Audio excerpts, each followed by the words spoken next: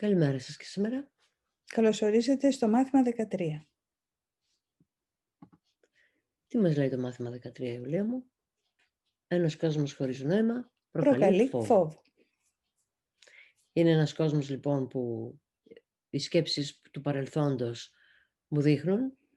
Ένας κόσμος χωρίς νόημα, χωρίς αξία σήμερα, τώρα και προκαλεί φόβο. Στην πραγματικότητα η σημερινή ιδέα είναι μια άλλη μορφή της προηγούμενης ιδέας, εκτός του ότι είναι πιο συγκεκριμένη ως προς το συναίσθημα που διηγείρει. Το φόβο Το δηλαδή. φόβο. Στην πραγματικότητα ένας κόσμος δίχως νόημα είναι αδύνατο να υπάρχει. Τίποτα δεν υπάρχει που να μην έχει νόημα. Δεν επετώ όμως ότι δεν θα νομίσεις ότι αντιλαμβάνεσαι κάτι Που δεν που έχει δεν νόημα. έχει νόημα. Είναι μάλιστα και πολύ πιθανό. Ακριβώς. Η αναγνώριση της έλλειψης νοήματος διεγείρει ισχυρή ανησυχία σε όλους αυτούς που είναι διαχωρισμένοι. Νέα έννοια, ιδέα εδώ. Ότι είμαστε διαχωρισμένοι. Πρώτα απ' όλα είναι διαχωρισμένος ο νους μας σε καλό και κακό. Δεύτερον, είμαστε όλοι διαχωρισμένοι διότι ο καθένας έχει το σώμα του, το τετραγωνικό που πιάνει και είναι διαχωρισμένος από τον άλλον. Και βεβαίως ο νους του είναι επίσης διαχωρισμένος. Δεν μπορώ να μπω μέσα στο νου σου, δεν μπορεί να μπει μέσα στον δικό μου. Αντιπροσωπεύει μια κατάσταση στην οποία ο Θεός και το εγώ ανταγωνίζονται. Ως προς το ποιανού το νόημα θα γραφτεί στον κενό χώρο που η έλλειψη νοήματος παρέχει. Είχαμε πει λοιπόν ότι στην πραγματικότητα ο νους μου είναι κενός όταν σκέφτομαι σκέψεις του παρελθόντος. Επειδή δεν σκέφτομαι τίποτα όπως είναι τώρα, αλλά κάνει loop το μυαλό μου, είναι σαν να είναι παγιδευμένο και επαναλαμβάνει μέσα πράγματα του παρελθόντος. Αυτή τη μηχανικότητα, αυτό το προγραμματισμό. Έτσι τώρα, στην πραγματικότητα, σήμερα, εδώ, τώρα, ο νους είναι κενός. Και εδώ μας λέει το εξής. Υπάρχει ένας ανταγωνισμός, χρησιμοποιεί τη λέξη αυτή, από το εγώ και από το Θεό. Ας πούμε, ένας ανταγωνισμός ανάμεσα στο εγώ, την προσωπικότητα, τον ιδιαίτερο εαυτό, που έχω τους συγκεκριμένους ρόλους, με τα συγκεκριμένα παρελθοντικά νοήματα, και έναν άλλο κόσμο, που είναι ο κόσμος της αγάπης, της ειρήνης, και αυτά τα δύο ανταγωνίζονται. Στην πραγματικότητα, οι σκέψεις οι άλλες, του Θεού, και οι σκέψεις του εγώ δεν είναι σε ανταγωνισμό μεταξύ τους, απλά υπάρχουν οι μεν, η ελοχεύουσα τάξη, οι σκέψεις του Θεού υπάρχουν και το εγώ, η προσωπικότητα, ο ιδιαίτερος εαυτός θέλει συνεχώς να επεμβαίνει και τα καταφέρνει στο να ζήσω τη ζωή που έχω μάθει να ζω. Γι' αυτό και το εγώ τρέχει ξέφρενα να συμπληρώσει τα κενά, να δώσει αυτό νόημα, να δώσει αυτό εξήγηση, μην προλάβει και τη δώσει αγάπη. Και έτσι το εγώ, ο ιδιαίτερος εαυτός, νιώσει ανίκανο και ανεπαρκές. Και ανύπαρκτο τελικά, και είναι το μόνο στο οποίο έχει δίκιο, μας λένε τα μαθήματα θαυμάτων. Ότι αν μπει το νόημα του Θεού, ο λόγος του Θεού μέσα τώρα, εδώ και τώρα, πράγματι ο ιδιαίτερος εαυτός και οι ρεόλοι μας θα αποκτήσουν άλλο νόημα. Που ο ιδιαίτερος εαυτός που είμαι δεν θέλω να είμαι αυτή που είμαι.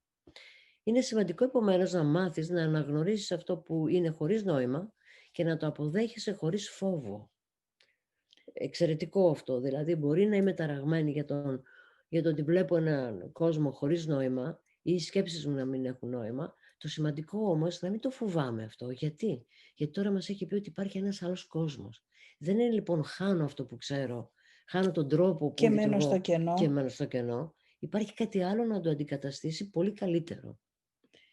Γιατί αν είμαστε φοβισμένοι, είναι σίγουρο ότι θα προσπαθήσουμε να δώσουμε, το εγώ δηλαδή, ένα νόημα στον κόσμο, αποδίδοντάς του ιδέες και αιτίες που δεν υπάρχουν αληθινά, αλλά μόνο στο νου μας. Γιατί για το εγώ οι ψευδαισθήσεις είναι ασφάλεια, είναι μηχανισμοί ασφάλειας. Όπως είναι για μας λένε τα μαθήματα θαυμάτων, το να εξισώνουμε τον εαυτό μας με το εγώ. Ούψ! Τώρα βάζει λοιπόν μία τρίτη καινούργια ιδέα εδώ, ότι είμαστε κάτι διαφορετικό από το εγώ. Μας έχει πει ήδη ότι είμαστε κάτι διαφορετικό από τις σκέψεις μας. Οι προηγούμενες ασκήσεις μας έχουν οδηγήσει να σκεφτόμαστε τις σκέψεις μας σαν πράξεις του νου μας, σαν προϊόντα του νου μας. Άρα εγώ που είμαι από την από εδώ μεριά είμαι κάτι άλλο από αυτό.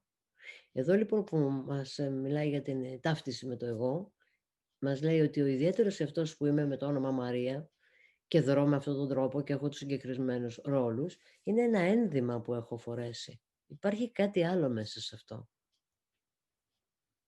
Να πάμε να δούμε μία καρτέλα. Ας δούμε. Ένα από τα πολύ σημαντικά ερωτήματα που τίθενται μέσα στα μαθήματα θαυμάτων και που είναι πραγματικά κοσμογονία στο νου, είναι: θέλω να έχω δίκιο ή να είμαι ευτυχισμένη? Θέλω το νόημα να το δίνει η γνώμη μου ή η αγάπη? Πολλές φορές διεκδικούμε το δίκιο σε βάρος της αγάπης και της ευτυχίας μας. Νομίζουμε ότι το δίκιο είναι ταυτισμένο με την αγάπη και την ευτυχία. Δεν είναι απαραίτητα έτσι. Δεν είναι απαραίτητα έτσι. Γιατί αυτό που έχω αντιληφθεί ως αγάπη ή ως δίκαιο μπορεί να είναι τελείως διαφορετικό στην άλλη πραγματικότητα. Και το να έχω το νου μου ανοιχτό, ώστε να μάθω πώς είναι η άλλη πραγματικότητα και έτσι μπροστά μου να έχω δύο πράγματα για να επιλέξω. Το παρελθόν με τις γνώμες και τις πεποιθήσεις μου και κάτι άλλο νέο που μιλάει για μένα που σκέφτομαι. Μμ. Έχοντας αυτούς τους δύο κόσμους μπροστά, μετά μπορώ να επιλέξω ελεύθερα. Μέχρι αυτή τη στιγμή δεν μπορώ να επιλέγω ελεύθερα. Επιλέγω πολύ συγκεκριμένα πράγματα μέσα από το παρελθόν. Είμαι ελεύθερη μέσα στα δεσμά του παρελθόντος. Ωραία, να δούμε την επόμενη καρτέλα. Ναι. Υπάρχει κάποιο μέρος μέσα μας που γνωρίζει το αληθινό νόημα. Εκεί ο φόβος είναι άγνωστος. Καλά νέα. Μμμ. Ωραία, να δούμε λοιπόν τις δύο εικόνες του ορθού και του λάθος νου. Μμμ. Ας δούμε λοιπόν τι εισηγούνται τα θαύματα για να αρχίσουμε να κατανοούμε πού βρίσκονται οι αληθινές μας σκέψεις, πού βρίσκεται ο αληθινός κόσμος. Καταρχήν να δούμε τι συμβαίνει μέσα στο νου μας. Όπως μας εξηγούν τα θαύματα, ο νους μας είναι διαχωρισμένος σε δύο μέρη. Στον λάθος νου και στον ορθό νου. Ποιο είναι το περιεχόμενο του λάθος νου? Είναι ηλίθια, έχουμε ξεχάσει ποιοι αληθινά είμαστε και αυτό μας φέρνει φόβο, γι' αυτό και φοβόμαστε.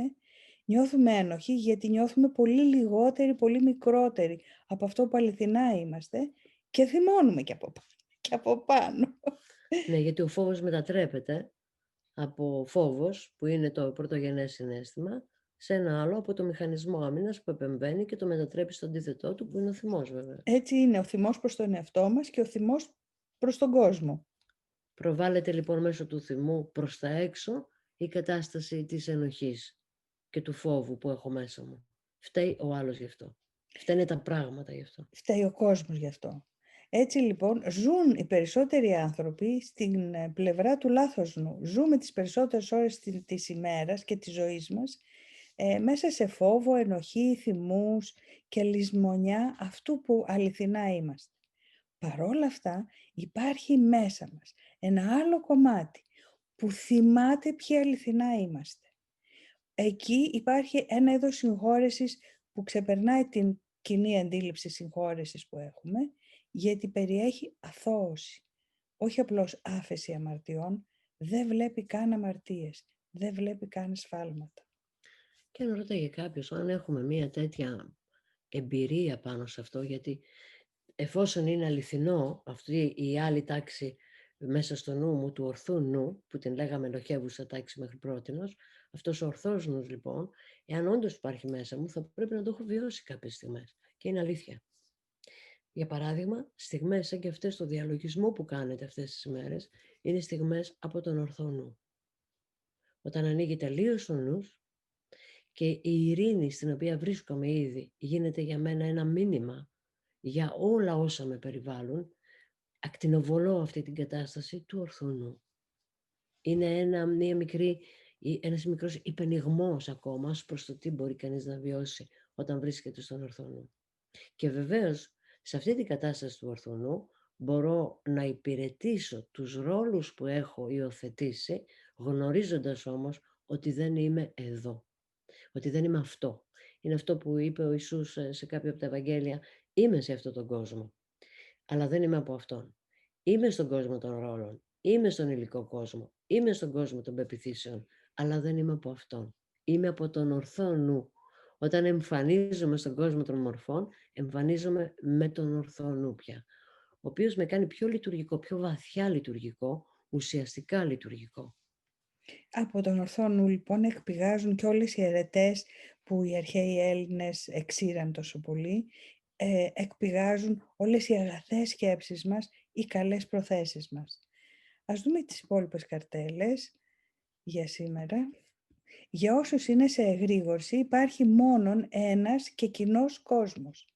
Οι κόσμοι των κοιμισμένων όμως είναι πολλαπλοί και ο καθένας καταφεύγει στο δικό του κόσμο, όπου λείπει κάθε αναφορά στο συμπαντικό. Μαρτυρεί για τους πολλούς η παροιμία, οι παρόντες απουσιάζουν.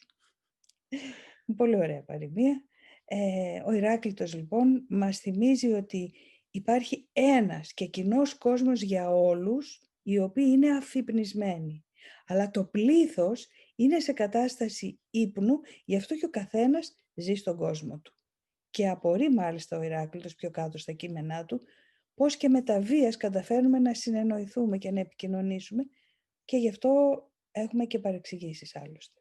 Βέβαια, γιατί ο καθένας σκέφτεται με τον δικό του τρόπο, εννοεί τα πράγματα με τον δικό του τρόπο και συχνά δεν μπορεί με τίποτα να κατανοήσει τη γλώσσα που χρησιμοποιεί ο άλλος και τα νοήματα. Οι διαφωνίες μας δηλαδή είναι άδικες. Στην προηγούμενη ερώτηση που έκανες, αν θέλουμε να είμαστε... Να έχουμε δίκιο ή να είμαστε ευτυχισμένοι. Είναι πολύ βασική ερώτηση. Αν θέλω να έχω δίκιο ή να είμαι ευτυχισμένη. Εάν είμαι πάρα πολύ θυμωμένη, θα πω θέλω να έχω δίκιο για να συντρίψω τον άλλον. Αν όμως είμαι σε κατάσταση ειρήνης, θα πω βεβαίως θέλω να είμαι ευτυχισμένη και θα μπορέσω να δω τον τρόπο που σκέφτεται ο άλλος διαφορετικά. Θυμάμαι και μια απλή αντίληψη περί δικαίου που είχε ένας φίλος, ο οποίος έλεγε «Μα εγώ αν έχω δίκιο είμαι και ευτυχισμένος».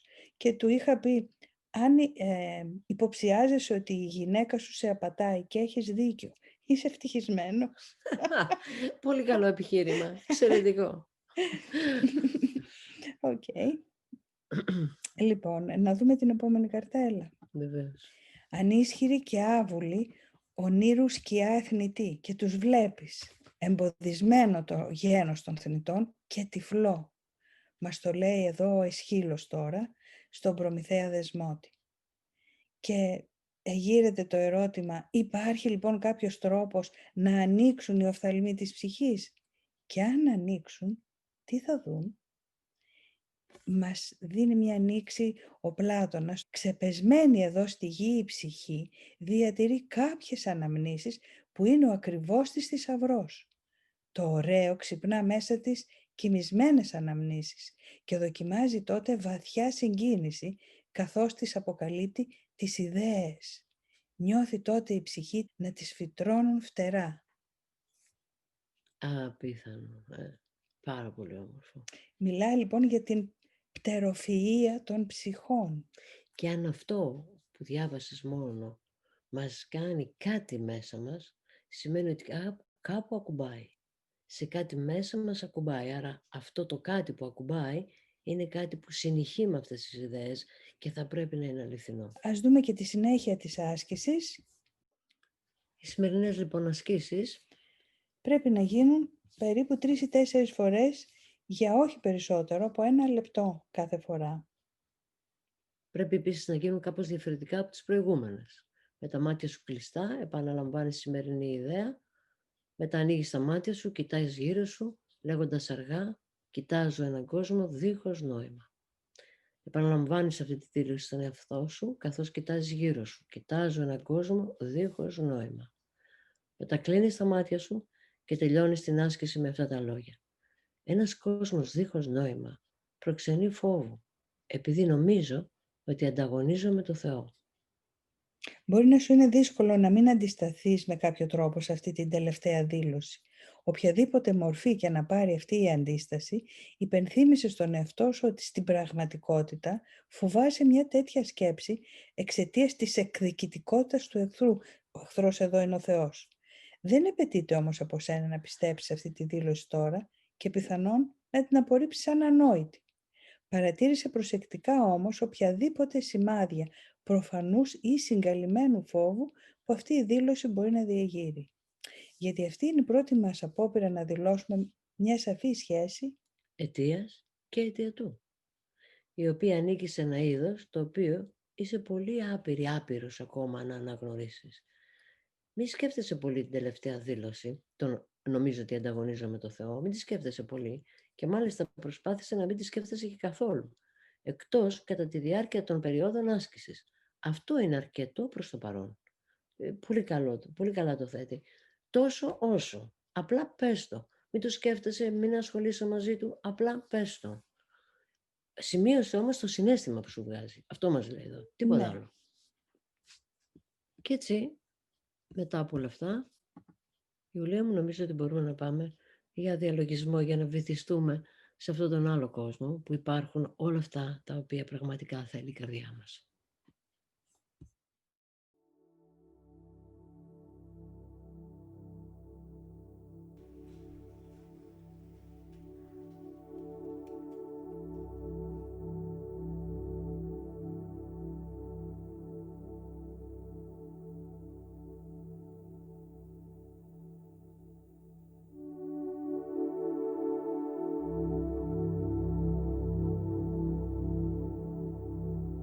Έχεις πάρει μια αναπαυτική στάση για το σώμα σου. Κάθισε σιωπηλά και κλείσε τα μάτια σου.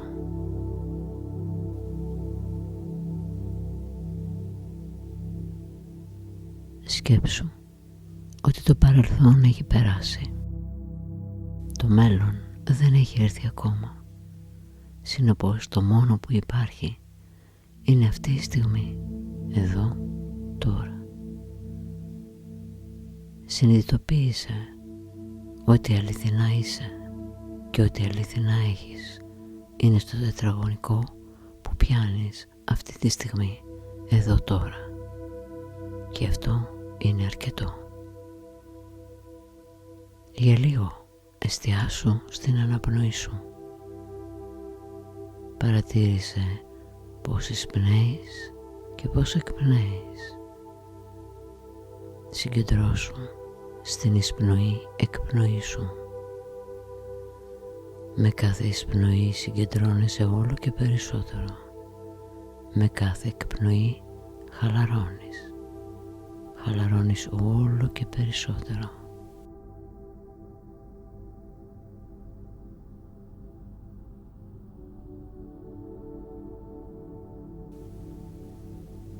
Με κάθε εισπνοή συγκεντρώνεσαι όλο και περισσότερο. Με κάθε εκπνοή χαλαρώνεις το μέτωπο, τον αυχένα, τους ώμους χαλαρώνουν τα χέρια, ο κορμός του σώματος, η λεκάνη, χαλαρώνουν τα πόδια ως τις άκρες των δακτύλων.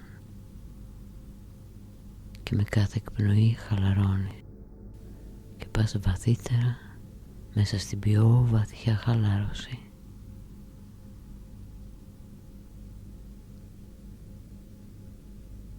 Με τη δύναμη της συγκεντρωμένης σκέψης και προσοχής σου μπορείς τώρα να φανταστείς, να οραματιστείς το κατάλευκο φως που σε περιβάλλει. Είναι το φως της τέλειας αγνής συνειδητότητάς σου. Μέσα σε αυτό το φως νιώθεις σιγουριά, νιώθεις βεβαιότητα, εμπιστοσύνη, ασφάλεια και θεία προστασία.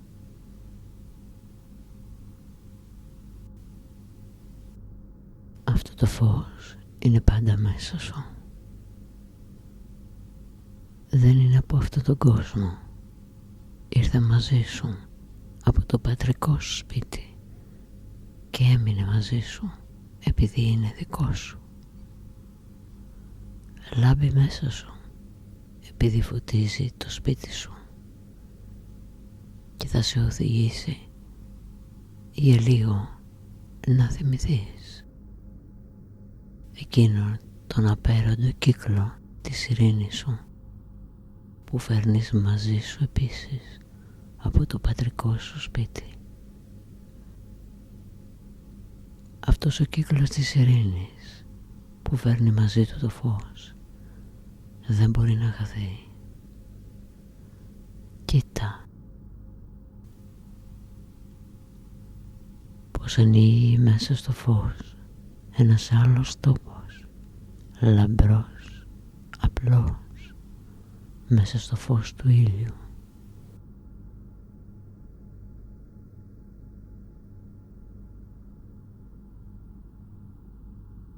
μέσα σε αυτόν τον τόπο που ανοίγει, τον υπέροχο,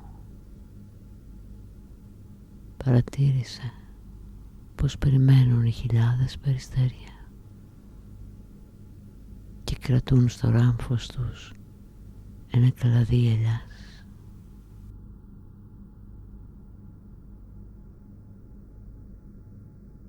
Περιμένουν να τους δώσεις την αποστολή τους, και αν η καρδιά σου είναι έτοιμη και αν ο νους σου είναι πρόθυμος, ζήτησέ τους να γίνουν οι αγγελιοφόροι της ειρήνης σου. Ζήτησέ τους να πάνε στα πέρατα του κόσμου, στα πέρατα της οικουμένης, και να αφήσουν το κλαδί της ελιάς όπου υπάρχει ανάγκη για ειρήνη στον κόσμο.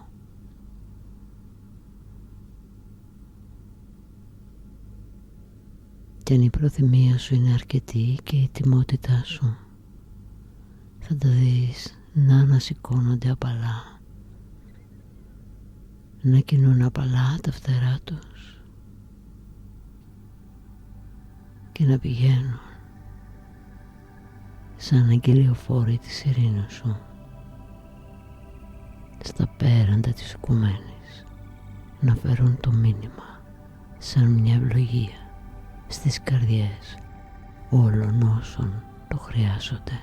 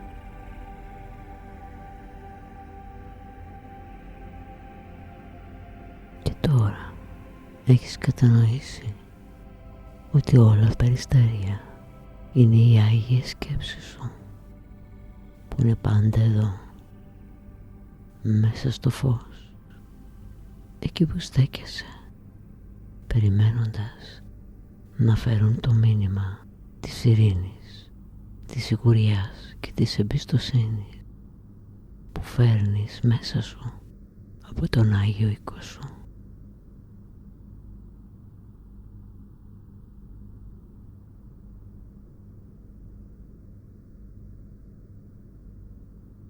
Και τώρα ήρθε η ώρα να επιστρέψουμε.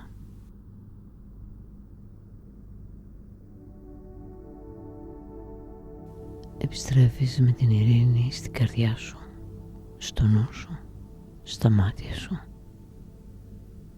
στην κίνησή σου, στο βλέμμα σου, στην ανάσα σου, έτσι που η παρουσία σου στον κόσμο να είναι μια ευλογία για όλους όσους το έχουν ανάγκη και ένα μοίρασμα για αυτούς που έχουν αναγνωρίσει αυτήν την ειρήνη μέσα τους.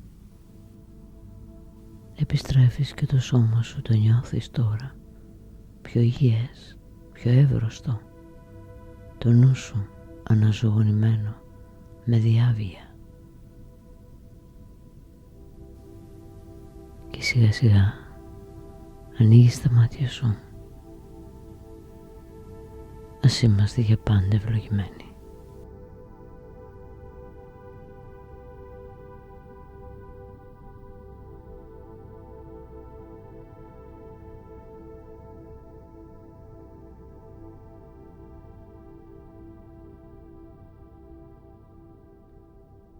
Καλώς ήρθατε πίσω λοιπόν από αυτό το όμορφο εσωτερικό ταξίδι. Εδώ ολοκληρώνω τη σημερινή μας συνάντηση. Μπορείτε να τη δείτε μαγνητοσκοπημένη στο noosfera.gr στην ενότητα Μαθήματα Θαυμάτων. Σας ευχόμαστε μια μέρα γεμάτη γαλήνη και σιγουριά. Χαίρετε.